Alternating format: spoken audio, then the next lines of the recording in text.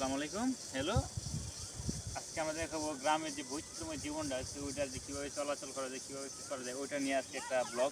তো দেখেন আমাদের যে এলাকার মরিচ ক্ষেত, এগুলো কেমন সামনে এখন তো মাশাল্লাহ দেখেন কতগুলো মরিচ, তারপরে সিগারেট মুটু প্রায় এইগুলা, তারপরে এই দেখেন আমাদের মরিচ পাইকে গেছে মাশাল্লাহ অনেক সুন্দর। তো এটা হচ্ছে আমাদের মরিচ ক্ষেত। মানে আল্লাহর মতো দেখেন আমাদের অবস্থাটা মরিচ ক্ষেতের, দেখলে আশ্চর্য হয়ে যাবে। দেখছেন মানে একটা গাছে মনে করেন কি প্রায় 50-60টা মরিচ আছে, তাও কম। একটু সামনে আসেন তো ভাই, দেখান ওদেরকে দেখান। এই দেখেন ভাই আমাদের যে মরিচ ক্ষেত, মরিচ অবস্থা দেখেন আমাদের ক্ষেতে যে নলকূপ দিয়ে পানি, মানে আমাদের মোটর আছে, মোটর দিয়ে এখান দিয়ে এদিক দিয়ে পানি দেয়, পানি দেওয়ার পরে আমরা ক্ষেতে দিই। এখানে আমাদের গ্রাম বাংলার যে বৈচিত্র্যময় একটা চিত্র, ওই সূর্যটা অস্থির নাই। তারপর আমাদের ধান ক্ষেত, এগুলো ভাই এগুলো একটু করেন না, ওখানে দেখান।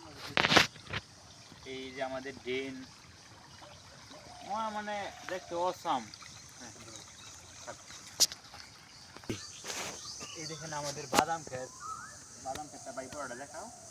ওই দেখো অস্থির, কিন্তু দেখেন আমাদের বাদাম ক্ষেতের হলুদ ফুলগুলো দেখেন। হ্যাঁ ভাই, মানে আপনারা দেখলে এত সুন্দর লাগে এগুলো। আর এগুলো মনে করেন কি এখন আমি তুইলে নষ্ট করবো না, আপনার দেখালাম বলে যে ছোটো ছোটো বিচিগুলো হয়, কিন্তু আমি দেখাবো না, কারণ আমার গাছটা নষ্ট করে তো লাভ নাই, কারণ এখনো সময় হয়নি পরিপক্ক, সেই জন্য আর দেখানো হচ্ছে না। তবে দেখেন আমাদের বাদাম ক্ষেত এটা, তারপর ওটা মরিচ ক্ষেত,